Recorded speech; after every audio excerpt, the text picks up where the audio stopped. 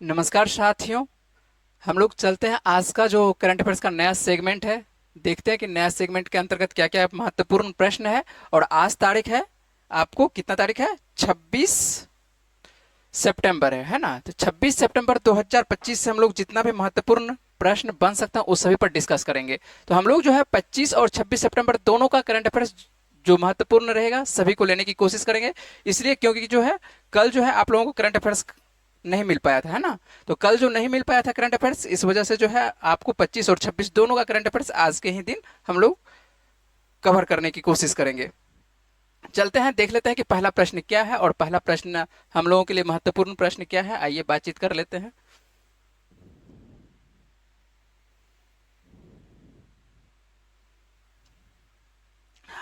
वैसे ये जो है आपको ये प्रश्न करवा चुके हैं, 3 अगस्त को जो है ये प्रश्न करवा चुके हैं। आइए एक बार फिर से, ये पुरस्कार दिया जा चुका है तो इस पे एक बार फिर से बातचीत कर लेते हैं, रिवीजन आप लोगों का हो जाएगा।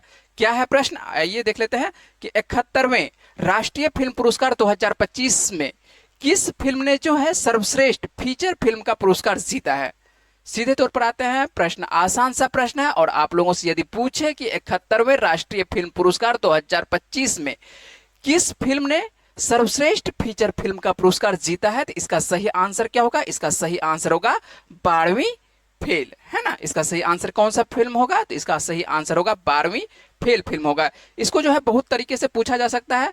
आइए आप लोगों को कैसे कैसे पूछा जा सकता है, क्या आप लोगों को यहाँ से प्रश्न पूछा जा सकता है, उस पर बातचीत कर लेते हैं। जो आप लोगों को प्रश्न पूछा जाएगा केवल उसी पे बातचीत करते हैं, ये नहीं कि अब 71वां राष्ट्रीय फिल्म पुरस्कार का पूरा सीरीज हम लोग पढ़ने लगे।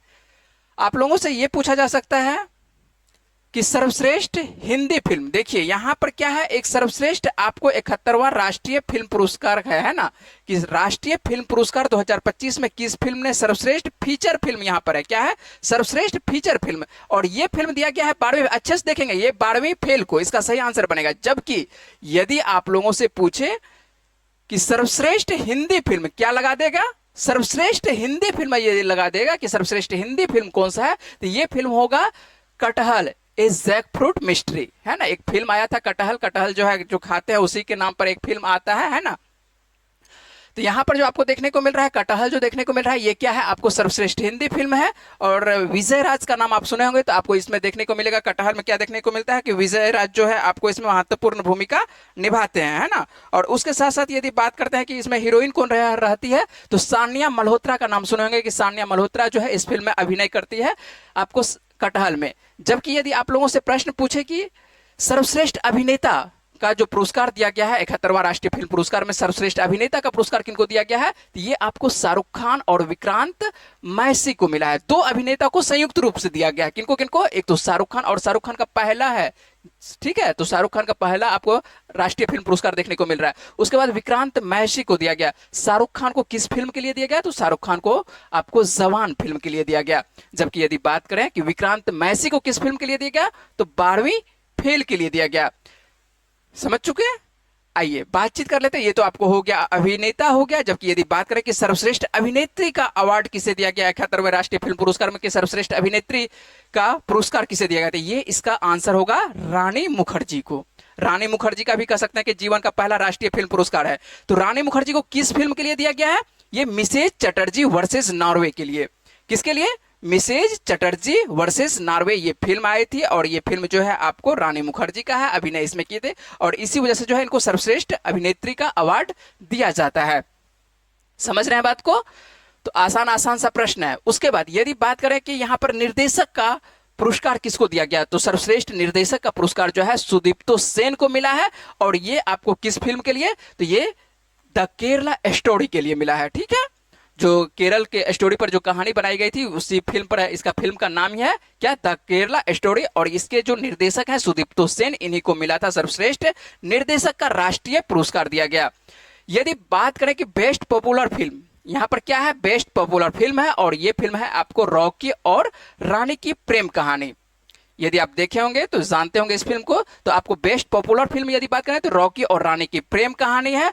और आपको ये पिछले वीडियो में करवा चुके हैं, मोहनलाल को जो है दादा साहब फाल्के पुरस्कार से सम्मानित किया गया। दादा साहब फाल्के पुरस्कार 2025 में दिया गया है, 2023 वाला ये पुरस्कार है, लेकिन 2025 में दिया जा रहा है। किसको दिया जा रहा है? तो ये आपको मोहनलाल को दिया जा रहा है। ये प्रश्न आपको पिछले वीडियो में अच्छे से विस्तार से करवा चुके हैं दादा साहब फाल्के पुरस्कार अवार्ड के बारे में। अब देखिए एक बार फिर से रिवीजन के तौर पर एक बार आपको फिर से बातचीत कर लेते हैं। यहां पर क्या क्या है? एक तो है सीधे तौर पर यदि आपसे पूछे कि फिल्म राष्ट्रीय फिल्म पुरस्कार में मान के चलिए कि किनको दिया गया है, किस फिल्म को दिया गया है, कुछ नहीं लिखेगा, हिंदी उंदी कुछ नहीं लिखेगा, डायरेक्ट आपको पूछा रहेगा कि यहाँ पर पूछा जाएगा कि प्रश्न की सर्वश्रेष्ठ फीचर फिल्म का पुरस्कार। तो सर्वश्रेष्ठ फीचर 71वां राष्ट्रीय फिल्म पुरस्कार पूछे कि 71वां राष्ट्रीय फिल्म पुरस्कार 2025 में सर्वश्रेष्ठ फीचर फिल्म कौन? तो आंसर कौन सा बनेगा? 12वीं फेल बनेगा। अब आइए बातचीत कर लेते हैं यहाँ पर कि सर्वश्रेष्ठ हिंदी लगा दे। क्या लगा दे? सर्वश्रेष्ठ हिंदी लगा दे तो ये आपको कटहल हो जाएगा। सान्या मल्होत्रा का फिल्म जो है आपको कटहल, ये आपको सर्वश्रेष्ठ हिंदी हो जाएगा। जबकि यदि पूछे कि बेस्ट पॉपुलर, आमतौर पर देखते हैं कि सभी कोई उस फिल्म को जान रहा है, जबकि आप लोग ये फिल्म को नहीं जानते होंगे। कटहल के बारे में यदि हो सकता है कि बहुत कोई आज से जब हम बता रहे हैं आपको तभी आपको जानकारी हो रहा होगा कि मान चलिए कि सान्या मल्होत्रा की एक फिल्म आई थी कटहल, हो सकता है कि आपको जान। लेकिन यदि आप फिल्म सब देखते होंगे तो बेस्ट पॉपुलर फिल्म आप ये फिल्म को जरूर जानते होंगे, रॉकी और रानी की प्रेम कहानी। ये भी आपको 2023 की फिल्म थी, तो रॉकी और रानी की प्रेम कहानी। और मोहनलाल को तो आप जानते ही हैं, मलयालम की ये सुपरस्टार हैं। तो आइए इनका एक बार इमेज भी देख लेते हैं। इमेज तो वैसे आपको पिछले वीडियो में पूरे विस्तार से दिखाए थे, यहाँ पर आइए एक बार फिर से बात कर लेते हैं। ये जो आपको देखने को मिल रहा है ये आपको मोहनलाल हैं, जिनको कि दादा साहब फाल्के पुरस्कार से सम्मानित किया गया। और ये जो आप तस्वीर देख रहे हैं ये कौन है? तो ये शाहरुख खान है, जिनको कह सकते हैं कि अभिनेता के तौर पर शाहरुख खान के साथ साथ विक्रांत मैसी को भी दिया गया है। तो संयुक्त रूप से आपको दिया गया है, ठीक है। और ये सभी पुरस्कार किसके द्वारा दिया जाता है? तो आप समझ रहे होंगे, चित्र से इमेज से समझ रहे होंगे किनके द्वारा? तो भारत के जो राष्ट्रपति हैं इनके द्वारा ये सम्मानित किया जाता है। आपको अगस्त के महीने में क्या किया गया था? अगस्त के महीने में इसकी घोषणा की गई थी और आपको हाल फिलहाल में देखने को मिलता है ये पुरस्कार जो है राष्ट्रपति के द्वारा दिया जा चुका है सभी को।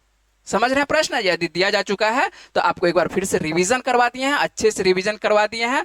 किसी भी तरह से यदि आपसे प्रश्न पूछे तो आपसे आंसर बनना चाहिए, किसी भी तरह से, ठीक है। चलते हैं हम अगले प्रश्न पर, बात करते हैं कि अगला क्या प्रश्न है आपके लिए। अगला प्रश्न है यहाँ पर आसान सा प्रश्न है कि हाल ही में बंगाल क्रिकेट एसोसिएशन, किसके बारे में बात कर रहे हैं? कि बंगाल क्रिकेट एसोसिएशन के नए अध्यक्ष कौन बने हैं? तो नए अध्यक्ष कौन बने हैं? तो नए अध्यक्ष बन गए हैं बंगाल क्रिकेट एसोसिएशन के सौरव गांगुली बन गए हैं। कौन बन गए हैं? इसका सही आंसर क्या होगा? सौरव गांगुली होगा। इससे पहले जो मान के चलिए कि बंगाल क्रिकेट एसोसिएशन के अध्यक्ष हुआ करते थे, कौन हुआ करते थे? स्नेहाशीष गांगुली हुआ करते थे। इन्हीं के बड़े भाई हैं, तो स्नेहाशीष गांगुली पहले हुआ करते थे। इनके मान के चलिए कह सकते हैं हटने के बाद जो है अब जो है किनको बना दिया गया है? निर्विरोध तौर पर कह सकते हैं कि सौरव गांगुली को बना दिया गया है। और सौरव गांगुली जो है इससे पहले भी बंगाल क्रिकेट एसोसिएशन के अध्यक्ष रह चुके हैं। इससे पहले भी यदि बात करते हैं तो 2015 से 2019 का जो यदि कार्यकाल देखते हैं तो 2015 से 2019 के कार्यकाल पर इस पद पर गांगुली पहले भी रह चुके हैं। और ये भारत के पूर्व कप्तान है, ये तो आप जानते हैं कि भारत के पूर्व कप्तान है। और 6 साल बाद कह सकते हैं एक बार फिर से ये बंगाल क्रिकेट एसोसिएशन की ये इन्होंने जो है कमान संभाली है। और बंगाल क्रिकेट एसोसिएशन की ये 94वीं वार्षिक बैठक में कह सकते हैं कि उन्हें जो है निर्विरोध तौर पर, इनके विरोध में मान के चलिए कोई खड़े नहीं हुए थे, तो यहाँ पर निर्विरोध तौर पर इन्हें अध्यक्ष चुन लिया गया है। और सौरव गांगुली 2019 से लेकर 2022 तक जो है बीसीसीआई के अध्यक्ष के रूप में भी इन्होंने कार्य किया था। तो सौरव गांगुली को सभी कोई जानते होंगे। सौरव गांगुली भारत के पूर्व कप्तान है, तो अच्छे से जानते होंगे। और इनको जो है दादा के नाम से भी जाना जाता है, प्रसिद्ध है दादा के नाम से। तो सौरव गांगुली आपको याद रखना है कि बंगाल क्रिकेट एसोसिएशन के क्या बनते हैं? फिर से ये अध्यक्ष बन जाते हैं। बंगाल क्रिकेट, बीसीसीआई नहीं बोल रहे हैं, क्या बोल रहे हैं? बंगाल क्रिकेट, ठीक है। तो बंगाल क्रिकेट एसोसिएशन के ये अध्यक्ष बनते हैं अब निर्विरोध तौर पर, ठीक है, याद रहेगा। चलिए अगले प्रश्न पर बात करते हैं। और अगला क्या प्रश्न है यहाँ पर देखिए, अच्छे से देखिए। और ये प्रश्न आप लोग ज्योग्राफी में आपको सर अच्छे से पढ़ाए होंगे, लेकिन यहाँ पर ये प्रश्न मुझे क्यों लेना पड़ा है इस पे बातचीत करते हैं। ये क्या है? यहाँ पर बैरन के बारे में आपको बात करते हैं कि बैरन द्वीप जो है कहाँ स्थित है। आसान सा प्रश्न है आपके लिए कि बैरन द्वीप कहाँ स्थित है? जहां भारत का एकमात्र सक्रिय ज्वालामुखी क्या है? फटा है। हाल फिलहाल में इसमें क्या देखने को मिलता है? विस्फोट देखने को मिलता है। इसी वजह से जो है लेना पड़ा है, करंट अफेयर्स में इसको लेना पड़ा है कि बैरन, आप लोग जान रहे हैं, उम्मीद है कि आप लोग सभी को जानते होंगे कि बैरन द्वीप कहां पर है। या मान के चलिए कि भारत का एक आपको देखने को मिलेगा मात्र सक्रिय ज्वालामुखी के नाम से आप लोग को पढ़ाया गया होगा, ज्योग्राफी में पढ़ाया गया होगा। करंट अफेयर्स में क्यों लेना पड़ा है? इसी तरह से देखिए, जो करंट अफेयर्स में आपको कह सकते हैं कि एक तरह से देखने को मिलता है, वही प्रश्न आपको ज्योग्राफी सब में, हिस्ट्री में, या आप कह सकते हैं कि किसी विषय के अंतर्गत आपको पूछा जा सकता है। यदि आप करंट अफेयर्स लगातार पढ़ रहे हैं तो आपका जो है जीएस पेपर भी अच्छा होगा। क्यों अच्छा होगा? क्योंकि आपको समझ में आ जाएगा कि हाँ, कहां से यदि ज्योग्राफी में यदि प्रश्न उठाएगा, यदि ज्वालामुखी से यदि पूछने का, उसको मान लेते हैं कि पूछने का मन होगा, तो पूछने का मन होगा तो वो कहां से प्रश्न उठाएगा? तो बैरन के बारे में भी, क्योंकि बैरन जो है अभी एक तरह से कह सकते हैं कि मुद्दा बना हुआ है एक तरह से, कहां पर? आपको अंडमान निकोबार द्वीप का। और ये जब पेपर में आता है, जब भी खास करके यदि पेपर आपको देखने को मिलता है, तो आपको कौन सा पेपर? द हिंदू जब देखने को मिलता है, द हिंदू में ये सब प्रश्न अच्छे से कवर किया जाता है। और जैसे ही कवर किया जाता है तो यहां से प्रश्न बनने की संभावना हो जाती है। ठीक है, तो आपको ध्यान रखना है बैरन द्वीप कहां पर अवस्थित है, तो ये आपको अंडमान सागर में अवस्थित है। कहां पर है? अंडमान। यहां पर ऑप्शन के हिसाब से देखेंगे कि क्या ऑप्शन पूछ रहा है। ठीक है, ऑप्शन क्या दिया हुआ है उस हिसाब से हम लोग देखेंगे कि इसका आंसर क्या बन रहा है। तो यहां पर आपको देखने को मिल रहा है क्या? अरब सागर, बंगाल की खाड़ी है, उसके बाद हिंद महासागर है और अंडमान सागर आपके पास ऑप्शन है। तो इसका सही आंसर यहां पर क्या बन जाएगा? अंडमान सागर बनेगा।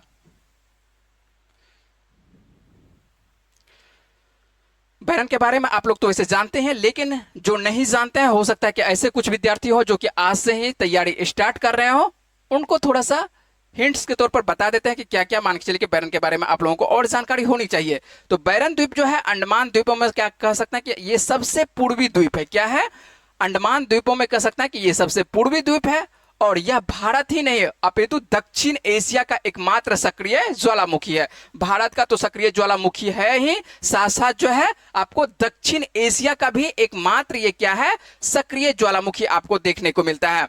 बैरन द्वीप जो है भारत का एकमात्र सक्रिय ज्वालामुखी है। और यह द्वीप जो है पोर्ट ब्लेयर, जो कि राजधानी है आपको अंडमान का, तो ये आपको देखने को मिल रहा है क्या? तो ये आपको पोर्ट ब्लेयर से समुद्र के रास्ते लगभग 140 किलोमीटर दूरी पर अवस्थित देखने को मिलेगा। और बैरन द्वीप जो है कुल क्षेत्रफल कह सकते हैं कि मात्र आपको कितना 8.34 वर्ग किलोमीटर में ये फैला हुआ है। यह बहुत बड़ा नहीं है।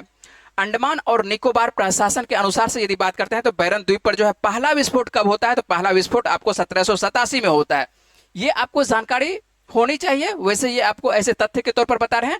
पहला विस्फोट कब होता है? ये आपको 1787 में होता है। और इसके साथ साथ जो है बीच बीच में आपको 1991 में इसमें विस्फोट देखने को मिला, उसके बाद 2005 में, 2017 में, 2022 में, और हाल ही में जो विस्फोट देखने को मिला है 2025 में देखने को मिला है। और जैसे ही 2025 में आपको बैरन में मान के चलिए विस्फोट देखने को मिलता है, तो हम लोगों को ये करंट अफेयर्स में लेना पड़ेगा ये प्रश्न को, और आप लोगों को ये जानकारी होनी चाहिए। और ये जो आपको देखने को मिल रहा है इमेज, जो देखने को मिल रहा है, तो नजदीक से तो इमेज जाके लिया नहीं जा सकता है। इसका जो मान के चलिए कि ड्रोन से इमेज लिया गया है, तो ये आपको देखने को मिल रहा है। ये कहाँ का इमेज है? यही है आपको बैरन ज्वालामुखी, जो कि आपको भारत का एकमात्र सक्रिय ज्वालामुखी आपको देखने को मिलता है। भारत में आपको 2 ज्वालामुखी देखने को मिलता है। एक आप तो बैरन के बारे में आपको बता ही चुके हैं, एक आपको और नाम सुनने को मिला हुआ नारकोंडम। और नारकोंडम जो है किस प्रकार का ज्वालामुखी है? तो वह सुसुप्त है। पहले आप लोग यदि 2004 से पहले यदि आप पढ़ते होंगे, या कि कोई टीचर यदि 2004 से पहले वाला नोट यदि पढ़ा रहा होगा, तो वो आपको मृत पढ़ाता होगा। लेकिन 2004 के बाद जो है उसको किस कैटेगरी में रखा गया है नारकोंडम को? तो नारकोंडम आपको देखने को मिलता है किस कैटेगरी में? तो आपको सुसुप्त ज्वालामुखी। तो भारत में एक आपको क्या कहते हैं सक्रिय है, और दूसरा कौन सा है? आपको सुसुप्त ज्वालामुखी है। मात्र भारत में आपको 2 ज्वालामुखी आपको देखने को मिलेगा। तो ये आपका करंट अफेयर्स के अंतर्गत है। इससे ज्यादा जानकारी आपको कहां पर? ज्योग्राफी के अंतर्गत आपको पढ़ाया जाएगा। चलते हैं हम लोग अगले प्रश्न पर बात करते हैं। अगला प्रश्न, और अगला प्रश्न जो है आपके लिए महत्वपूर्ण है। क्या है महत्वपूर्ण? देखिए, पुरस्कार से संबंधित है, और पुरस्कार आपको सीधे तौर पर परीक्षा में पूछा जाता है। यहां पर क्या है प्रश्न कि निम्न में से कौन लगातार 3 बार महिला बैलन डी ओर पुरस्कार जीतने वाली पहली महिला खिलाड़ी बन गई है? एक तो महिला बैलन डी पुरस्कार जीती है, साथ साथ में ये लगातार 3 बार जीती है ना? लगातार आपको देखने को मिल रहा है 3 वर्ष लगातार ये जीतते आ रही है बैलन डी पुरस्कार। और इसका पूछा जा रहा है कि नाम क्या है। यदि आप 2024 वाला भी पढ़े होंगे तो उम्मीद है कि आपको जानकारी होनी चाहिए। यदि 2024 वाला नहीं पढ़े होंगे, ठीक है, 2023 वाला नहीं पढ़े हैं तब तो कोई बात ही नहीं है। लेकिन यदि 2023 2024 वाला यदि पढ़े होंगे तो आपको तो आसानी से तब प्रश्न बन जाना चाहिए। 2023 है ना, 2024, 2025 और 2025 में कौन सा बन रही है? इनको मिला है लगातार ये एतना बोनमती को। किनको? तो एतना जो है एताना कह सकते हैं, एताना जो है बोनमती, आपको इनको लगातार जो है कह सकते हैं कि 3 बार इसको कौन सा पुरस्कार मिल रहा है? बैलन डी पुरस्कार मिल रहा है ना? इनके बारे में आपको जानकारी होनी चाहिए। और ये लगातार कह सकते हैं कि महिला बैलन डी पुरस्कार जीतने वाली पहली महिला खिलाड़ी बनी है। और ये कब कब जीत रही है तो आपको पहले ही बता चुके हैं 2000, आपको 23, 2024 और 2025 वाला भी जो है ये प्रतिष्ठित पुरस्कार जो है इनके द्वारा जीता जाता है। और बैलन डी जो कह सकता है कि फेमिनिन की इतिहास में सबसे अधिक बार जीतने वाली ये खिलाड़ी बनती है। तो सबसे अधिक बार जीतने वाली ये कौन बन रही है, आपको एताना बोनमती बन रही है। और ये जो आपको कहाँ की ये खिलाड़ी है, इनके बारे में जानकारी होनी चाहिए कि एताना बोनमती जो है आपको कहाँ की खिलाड़ी है, तो ये स्पेन की खिलाड़ी है और स्पेन की ये मिडफील्डर है। ये जो पुरस्कार दिया जाता है आपको बैलन डी, ये भी जानकारी होनी चाहिए कि किसको दिया जाता है, तो ये फुटबॉल के खिलाड़ी को दिया जाता है। किनको दिया जाता है, जो फुटबॉल के खिलाड़ी होते हैं। महिला वर्ग में भी दिया जाता है और पुरुष वर्ग में भी दिया जाता है। जस्ट इसके बाद हम बात करेंगे पुरुष वर्ग वाला। तो पहले महिला वर्ग वाला देख लेते हैं, तो आपको समझ में आ जाना चाहिए कि महिला वर्ग वाला में आपको किसको मिला है, एताना बोनमती को मिला है। और जो कि आपको ये कहाँ की है, स्पेन की ये मिडफील्डर खिलाड़ी हैं और बार्सिलोना की ओर से ये खेलती है। वर्ष 2018 में महिला बैलन डी और पुरस्कार की शुरुआत की जाती है, ये आपको जानकारी होनी चाहिए। और बाद से ऐसा करने वाली कह सकते हैं ये पहली खिलाड़ी है जिनको कह सकते हैं। चलिए ये लाइन आपको जरूरत नहीं है, ये सीधा याद रखिएगा कि 2018 से महिला के तौर पर भी दिया जाता है। 22 सितंबर 2025 को जो है पेरिस में आयोजित समारोह में जो है आपको कह सकते हैं कि तीसरा पुरस्कार जीतने वाली कौन है, आपको कौन सा, एताना बोनमती। और ये जो तस्वीर आपको दिखाई पड़ रहा है, प्यारा सा जो तस्वीर दिखाई पड़ रहा है ना, यही है आपको एताना बोनमती। और लगातार ये क्या कह सकते हैं कि तीसरी बार ये आपको बैलन डी और पुरस्कार ये जीत रही है। और ये कहाँ की खिलाड़ी है, ये स्पेन की है और ये मिडफील्डर खिलाड़ी है। आप यदि फुटबॉल खेलते होंगे तो उसमें मिडफील्डर होता है, ठीक है, फॉरवर्ड होता है, ये गोलकीपर होता है, ये सब आप लोग जानते होंगे। तो ये आपको जो है मिडफील्डर की महत्वपूर्ण खिलाड़ी है, तो इनके बारे में आपको जानकारी होनी चाहिए। चलते हैं यहीं से अगला प्रश्न लेते हैं। यदि आपको महिला वर्ग में बात की है तो पुरुष वर्ग वाला भी बात कर लेते हैं कि पुरुष वर्ग में किसको दिया गया है। सही है, चले तो देख लेते हैं यहां से आपको क्या प्रश्न बन रहा है कि पुरुष वर्ग में बैलन डी और 2025 खिताब जो है किसने जीता है। तो ये किसके द्वारा जीता जा रहा है, तो ये पुरुष वर्ग वाला में किसके द्वारा जीता जा रहा है, ये उस्मान डेम्बेले के द्वारा जीता जा रहा है। यहां पर भी आपको ऑप्शन रहेगा एताना, लेकिन किसमें, आपको महिला वर्ग में, जबकि आपको उस्मान डेम्बेले जो आपको देखने को मिल रहे हैं ये किसमें, आपको ये पुरुष वर्ग में। और ये भी क्या है, ये भी सीधी सी तौर पर है, आपको ये फुटबॉल के खिलाड़ी है ना, बैलन डी पुरस्कार जो है फुटबॉल के खिलाड़ी को दिया जाता है। तो उस्मान डेम्बेले जो है एक फ्रांसीसी पेशेवर फुटबॉल खिलाड़ी है, ठीक है। और ये आपको देखने को मिलेगा, यह जो है आपको पेरिस सेंट जर्मन और फ्रांस की राष्ट्रीय टीम के लिए कह सकते हैं कि फॉरवर्ड के रूप में ये खेलते हैं, ठीक है। ये जो है किस रूप में, फॉरवर्ड के रूप में खेलते हैं। और डेम्बेले जो है फ्रांस की राष्ट्रीय टीम के साथ कह सकते हैं कि 2018 में फीफा विश्व कप जो है जीता था। तो फीफा विश्व कप जब 2018 में फ्रांस के द्वारा जीता गया था, उसमें ये महत्वपूर्ण खिलाड़ी के तौर पर थे। कौन थे, इनका नाम आपको जानकारी होनी चाहिए। क्या है नाम इसका, उस्मान डेम्बेले। और ये जो तस्वीर आपको देखने को मिल रहा है ये पुरुष वर्ग के उस्मान डेम्बेले है। याद रहेगा, उम्मीद है कि आपको याद रहना चाहिए, ठीक है। चलें अगले प्रश्न पर, साथ साथ बनाते रहिएगा। यदि जो बना रहे होंगे साथ में देख रहे होंगे तो देख लीजिएगा कौन कौन आप बना रहे हैं और क्या आपसे बन रहा है प्रश्न। चलिए अगला प्रश्न देख लेते हैं। निम्न में से कौन फिलिस्तीन, नाम सुनेंगे फिलिस्तीन का, तो फिलिस्तीन को मान्यता देने वाला पहला G7 के बारे में बात कर रहे हैं कि पहला G7 देश कौन बन गया है। G7 के अंतर्गत मान के चलिए कि कौन सा देश ऐसा है जो कि आपको फिलिस्तीन को मान्यता दे रहा है कि देश के तौर पर। तो ये कौन सा आंसर होगा, इसका सही आंसर क्या हो जाएगा, इसका सही आंसर आपको देखने को मिल रहा है क्या, कनाडा। तो G7 का एक सदस्य देश कनाडा है और कनाडा के द्वारा जो है किसको मान्यता मिल रहा है, तो ये मान्यता दिया जा रहा है आपको, किसको, फिलिस्तीन को मान्यता दिया जा रहा है। फिलिस्तीन देखे होंगे दो देशों के बीच में जो है आपको बार बार युद्ध देखने को मिलता है। कौन कौन से देशों में, इजराइल और किसमें, फिलिस्तीन में। आइए थोड़े से यहाँ पर प्रश्न को अभी देखते हैं कि हाल फिलहाल में आपको क्या देखने को मिलता है कि जो कुछ घंटे कह सकते हैं कि 24 घंटे के अंतर्गत में ही आपको महत्वपूर्ण कुछ देश जो है आपको फिलिस्तीन को मान्यता दिया है, जिसमें एक G7 का सदस्य देश कह सकते हैं कि कनाडा भी इसमें रहता है। इसमें जैसे आपको बता देते हैं कौन कौन सा देश जो है हाल फिलहाल में इसको मान्यता देता है। तो आपको यहाँ पर 24 घंटे के अंतर्गत सकते हैं ब्रिटेन, कनाडा, ऑस्ट्रेलिया, पुर्तगाल। फिलिस्तीन को जो है औपचारिक तौर पर ये एक स्वतंत्र देश के रूप में मान्यता दे दिया गया है, ठीक है। इससे जो है फिलिस्तीन को कह सकते हैं कि मान्यता देने वाले देशों की संख्या में जो अब करीब जो है कितने देश हो चुके हैं, 150 देश ऐसे देश हैं जो कि फिलिस्तीन को क्या दिया जा चुका है, मान्यता दिया जा चुका है, ठीक है।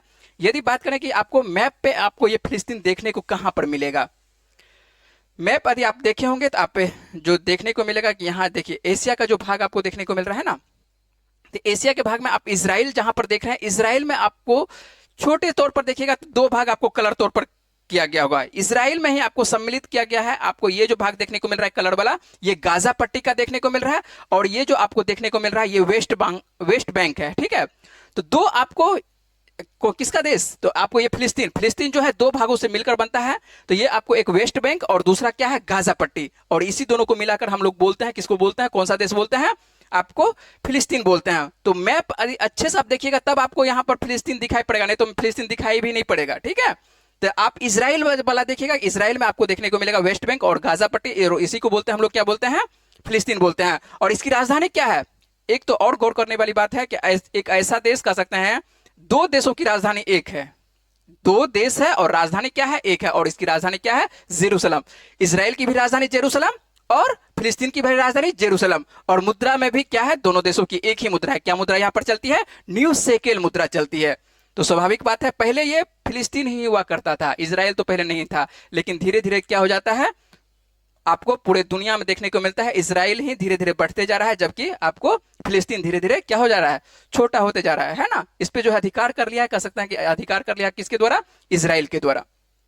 इसके बारे में विस्तार से आपको मिलेगा, कहां पर, आईआर में पढ़ने को मिलेगा। यहां पर ज्यादा बातचीत नहीं कर सकते, ये करंट अफेयर्स का सेगमेंट है, तो करंट अफेयर्स के सेगमेंट के अंतर्गत हम लोग यहीं तक रखेंगे, प्रश्न यहीं तक नहीं रखेंगे, इसके बारे में यहीं तक बात करेंगे। समझ रहे हैं ना बात को? चलिए मैप देखने की कोशिश कीजिएगा, मैप जब अच्छे से देखिएगा तो आपको समझ में आसानी से आएगा। चलिए अगले प्रश्न पर बात करते हैं कि अगला क्या प्रश्न है।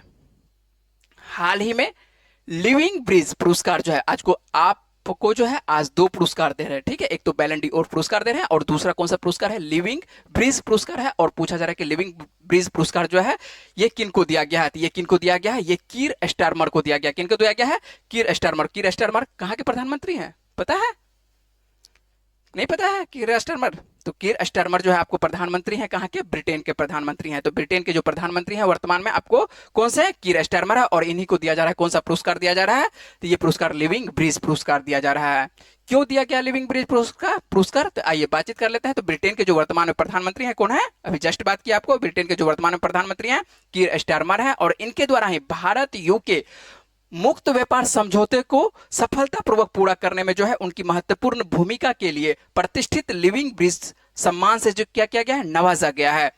ये पुरस्कार यदि बात करते हैं तो हाउस ऑफ लॉर्ड्स में आयोजित किया गया, और भारतीय मूल की ब्रिटिश मंत्री सीमा मल्होत्रा ने जो है उनके पक्ष में ये पुरस्कार क्या की है, स्वीकार किया है। और यह पुरस्कार जो है इंडिया बिजनेस ग्रुप द्वारा क्या किया जाता है, आयोजित किया जाता है। तो ध्यान रखेंगे, इंडिया बिजनेस ग्रुप के द्वारा आयोजित किया जाता है, जो व्यापार, संस्कृति, शिक्षा और कूटनीति के क्षेत्र में भारत यूके सहयोग को बढ़ावा देने वाले व्यक्तियों और संगठनों को सम्मानित करता है। तो समझ में आ चुका होगा कि किनके द्वारा दिया जाता है, और इस बार जो है किसके द्वारा दिया, किनको दिया गया है ना। तो ये पुरस्कार आपको ब्रिटेन के प्रधानमंत्री क्या नाम है, कीर स्टारमर को दिया गया है। तो भारत यूके व्यापार जो समझौता होता है, कौन सा व्यापार, तो आपको यहाँ पर मुक्त व्यापार होता है, ठीक है। ब्रिटेन के साथ क्या करते हैं हम लोग, मुक्त व्यापार समझौता करते हैं, और इसको कह सकते हैं कि सफलतापूर्वक एक तरह से उनमें महत्वपूर्ण भूमिका निभाई है जो ब्रिटेन के प्रधानमंत्री हैं। और ये पुरस्कार किसके द्वारा, तो कह सकते हैं कि इंडिया बिजनेस ग्रुप के द्वारा ये दिया जाता है। किस क्षेत्र में दिया जाता है, तो व्यापार, संस्कृति, शिक्षा और कूटनीति के क्षेत्र में ये पुरस्कार दिया जाता है, खास करके किन दो देशों के बीच में, तो भारत और यूके के बीच में, है ना। और ये जो आप तस्वीर देखने को मिल रहा है, यही है आपको ब्रिटेन के प्रधानमंत्री कीर स्टारमर का ये तस्वीर है। तो ये जो कि आपको ब्रिटेन के वर्तमान में प्रधानमंत्री हैं।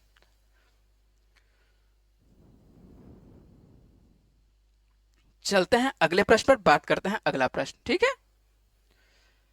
निम्न में से किस शहर में मुख्य विज्ञान सलाहकार गोलमेज सम्मेलन 2025 आयोजित किया गया? क्या है प्रश्न, कि निम्न में से किस शहर में मुख्य विज्ञान सलाहकार गोलमेज सम्मेलन 2025 आयोजित किया गया? गोलमेज सम्मेलन आप लोग हिस्ट्री वाला गोलमेज सम्मेलन नहीं है ना।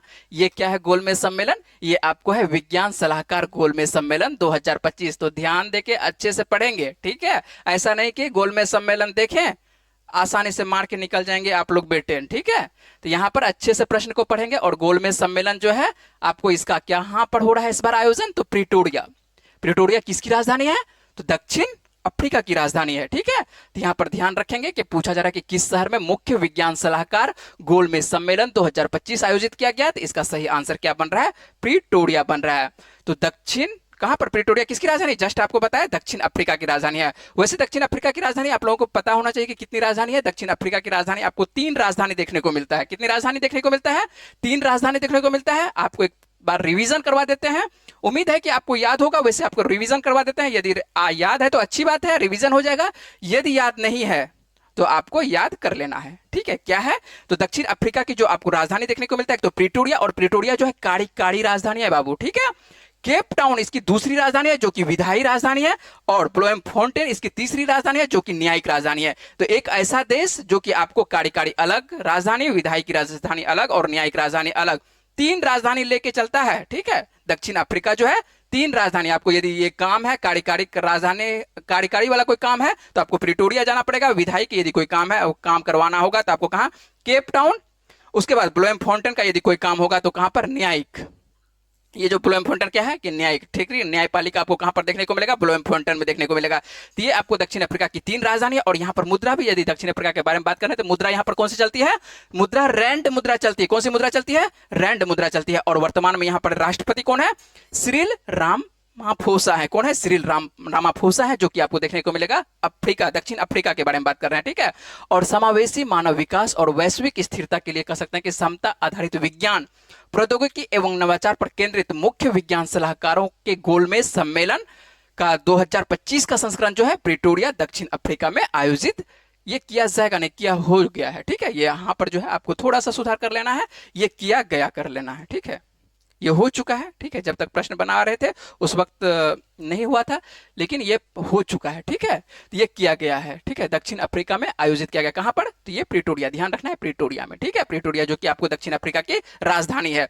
मोटे तौर पर वैसे कह सकते हैं कि दक्षिण अफ्रीका की राजधानी आप लोग प्रिटोरिया ही जानते हैं, लेकिन इसकी 3 राजधानियां जो आपको बता चुके हैं, ठीक है। चले अगले प्रश्न पर। उम्मीद है आप लोग समझ रहे होंगे बातचीत को, और बातचीत जो आप लोगों से कर रहे हैं ये क्या क्या इसका सही प्रश्न बन रहा है, और जो भी प्रश्न आपको दे रहे हैं ये सीधे तौर पर आपको परीक्षा में पूछा जाएगा। यही प्रश्न रहेगा, यही ऑप्शन भी रहेगा, ठीक है। आइए देख लेते हैं। यदि आप मार्केट में भी बहुत सारे बुक आते हैं, यदि बहुत सारे बुक आते हैं तो उसमें भी यदि प्रैक्टिस करिएगा तो आपको सीधे तौर पर यही प्रश्न आपको 1 महीने के बाद देखने को मिलेगा। अभी तो नहीं देखने को मिलेगा, 1 महीने के बाद यदि वो अपडेट करेगा तो सेम प्रश्न आपको यही देखने को मिलेगा। चलिए आइए देख लेते हैं क्या है अगला प्रश्न। हाल ही में भारत ने रेल आधारित मोबाइल लॉन्चर से किस मिसाइल का सफल परीक्षण किया गया। ध्यान रखेंगे, अच्छे से बात कर रहे हैं। रेल, ये प्रश्न महत्वपूर्ण है, इसको यदि आप वीवीआई करके लिखना चाहते हैं तो लिख सकते हैं। रेल आधारित मोबाइल लॉन्चर से ये क्या कह सकते हैं कि लॉन्च किया गया है। तो रेल आधारित मोबाइल लॉन्चर से किसको, किस मिसाइल को, तो इसका सही आंसर क्या बन रहा है, ये आपके पास 4 ऑप्शन है। साथ साथ यदि बना रहे हैं तो अच्छी बात है। इसका सही आंसर कौन सा होगा, अग्नि 5 या अग्नि पी होगा। अग्नि पी का अर्थ होता है अग्नि प्राइम, ठीक है। पृथ्वी सेकेंड है या त्रिशूल है, तो इसका सही आंसर कौन सा होगा, अग्नि प्राइम। क्या ना, अच्छा भी, नाम भी अच्छा है ना, ध्यान रखेंगे, अग्नि प्राइम। तो अग्नि प्राइम जो है आपको किससे इसको लॉन्च, ये जो है चलता फिरता रहेगा, ठीक है। इसको कहीं पर फिक्स, पहले हम लोग के पास भारत में क्या था कि मिसाइल को क्या एक जगह पर फिक्स कर देते थे, ठीक है। और मान लेते हैं कि पाकिस्तान के ऊपर छोड़ना है तो आपको जाके राजस्थान के आसपास कहीं ना कहीं जाके फिक्स करना पड़ेगा, या आप कह सकते हैं कि चीन के इधर हम लोगों को ये मिसाइल रखना है तो कह सकते हैं कि जम्मू कश्मीर के साथ साथ लद्दाख वाले क्षेत्र में कहीं पर एक जगह जाके लद्दाख वाले क्षेत्र में हम लोगों को फिक्स करना पड़ता था मिसाइल को, ठीक है। लेकिन अब जो है फिक्स नहीं करेंगे, क्या करेंगे, हम लोगों के पास अब चलता फिरता रहेगा। मोबाइल का अर्थ क्या होता है, मोबाइल का अर्थ ये बातचीत करने वाला मोबाइल नहीं है, ठीक है। मोबाइल का अर्थ है कि चलता फिरता रहना, ठीक है, एक जगह से दूसरी जगह स्थान परिवर्तन करना, समझ रहे हैं बात को। तो ये मोबाइल का यहाँ पर ये अर्थ है, ये मोबाइल का अर्थ यहाँ पर बातचीत करने वाला मोबाइल नहीं है, ठीक है। तो यहाँ पर मोबाइल का वैसे वो भी, उसका भी अर्थ यही होता है कि चलता फिरता, है ना। तो चलते फिरते हम लोग बातचीत करते हैं, कहीं पर भी किसी को मोबाइल को जो बातचीत करते हैं उसको भी एक जगह से दूसरी जगह ले जा सकते हैं, आसानी से ले जा सकते हैं। और यहाँ पर वही बातचीत कर रहे हैं कि यहाँ पर आप देखिए, एक बार आपको बात कर लेते हैं, नोट के अंतर्गत बात कर लेते हैं क्या क्या नोट में लिखा हुआ है। भारत ने जो है रक्षा के क्षेत्र में कह सकते हैं एक और बड़ी उपलब्धि दर्ज करते हुए रेल आधारित, क्या है, रेल आधारित मोबाइल लॉन्चर से अग्नि प्राइम मिसाइल का सफल परीक्षण किया है। यह परीक्षण न केवल तकनीकी दृष्टि से ऐतिहासिक है बल्कि सामरिक शक्ति के मामले में भी भारत को नई ऊंचाई पर ले जाता है। अब तक मिसाइलें केवल फिक्स्ड, यहां पर देखिए, अब तक जो हम लोग भारत में मिसाइलें करते थे क्या करते थे, फिक्स्ड साइड से दागी जाती थी। लेकिन रेल लॉन्चर तकनीक ने जो है भारत को कहीं भी कभी भी वार करने की क्षमता ये प्रदान कर दी है। तो अब आप समझ चुके होंगे, ये जो आपको लाइन लिखे हैं, पहले हम लोग क्या करते थे, फिक्स्ड करके रखते थे, और अब जो है इसको कहीं पर भी आसानी से ले जा सकते हैं, जहां ले जाने का मन है। जब भी किसी भी देश से तो युद्ध होगा अड़ोसी पड़ोसी से, उसको उठा के कहीं पे भी ले जा सकते हैं, ठीक है। तो आसान है, उसमें भी क्या, ट्रेन से, है ना, ट्रेन से तो और आसानी से जल्दी से स्पीड में पहुंचा देंगे।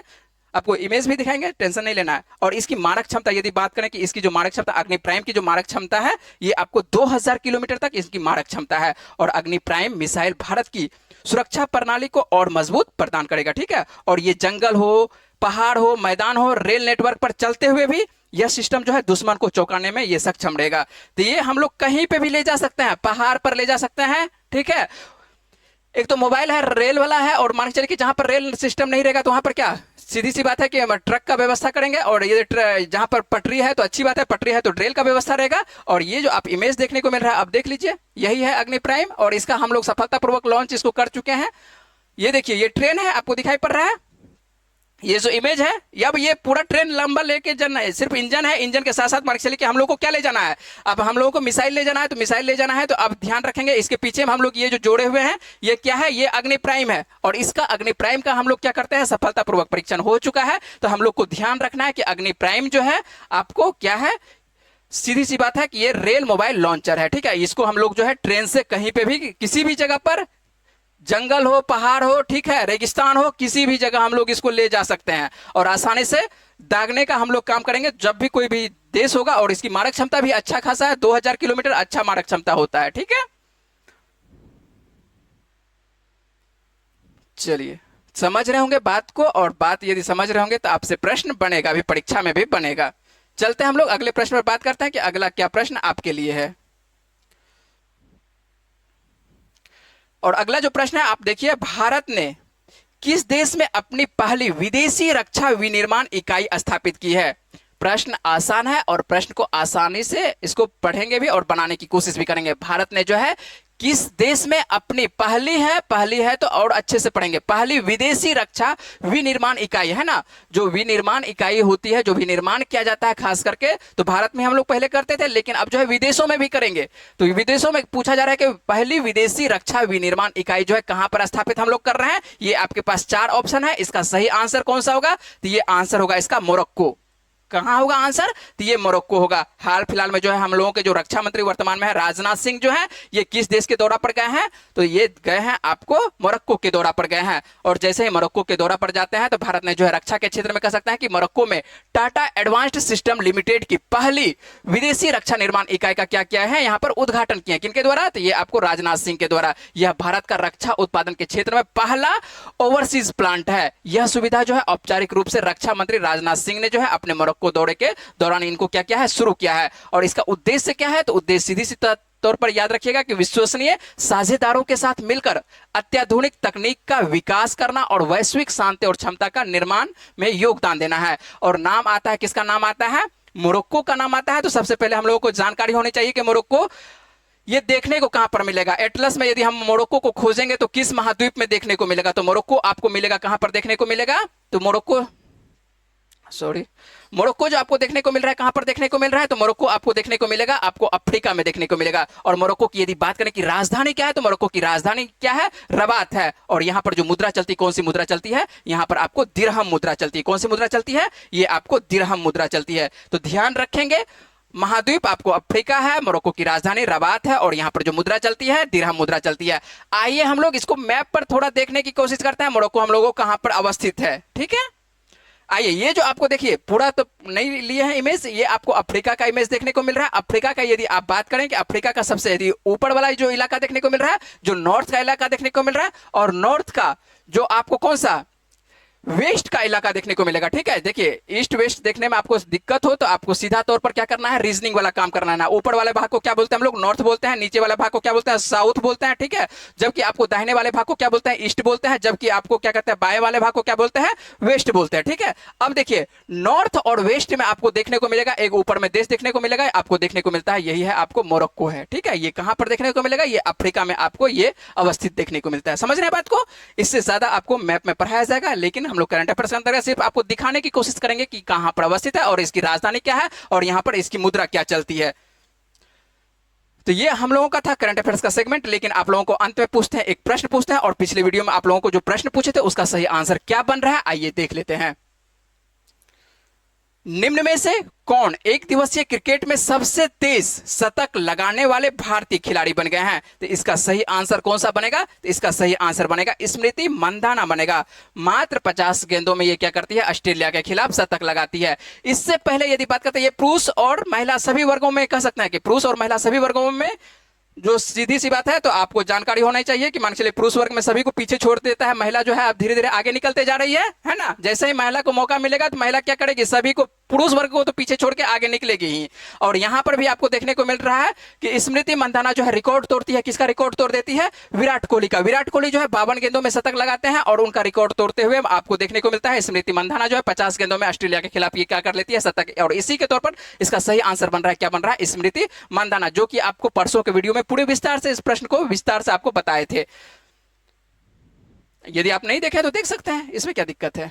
ठीक है, आज का आपको जो प्रश्न है, ठीक है, क्या है आज का प्रश्न? यदि ये प्रश्न भी आपको कवर करवा चुके हैं, ये प्रश्न आपको पिछले वीडियो में आपको पूरे विस्तार से ये प्रश्न आपको कवर करवा चुके हैं। आइए देख लेते हैं। आपके लिए जाते जाते ये प्रश्न आपको छोड़ के जाएंगे और आपको जवाब देना है इसका। कहां पर? करंट जो अफेयर्स जहां पर आप देख रहे हैं, तो आप देख रहे हैं अपने क्या कर सकते हैं? कमेंट बॉक्स में जाके इसको जवाब देना है। इसका सही आंसर क्या बन रहा है? आइए आप लोगों के लिए प्रश्न एक बार पढ़ देते हैं। तो ब्रिंग इट होम, क्या है? ब्रिंग इट होम जो है गाना किसने गाया है, जिसे आईसीसी महिला क्रिकेट विश्व कप 2025 के लिए आधिकारिक गीत के रूप में जो है लॉन्च किया जा चुका है। यहां पर पूछा जा रहा है कि किसके द्वारा ये गाना गाया गया है? कौन सा? ब्रिंग इट होम, जो कि कह सकते हैं कि आईसीसी का ऑफिशियल साइट से इसको लॉन्च कर दिया गया है।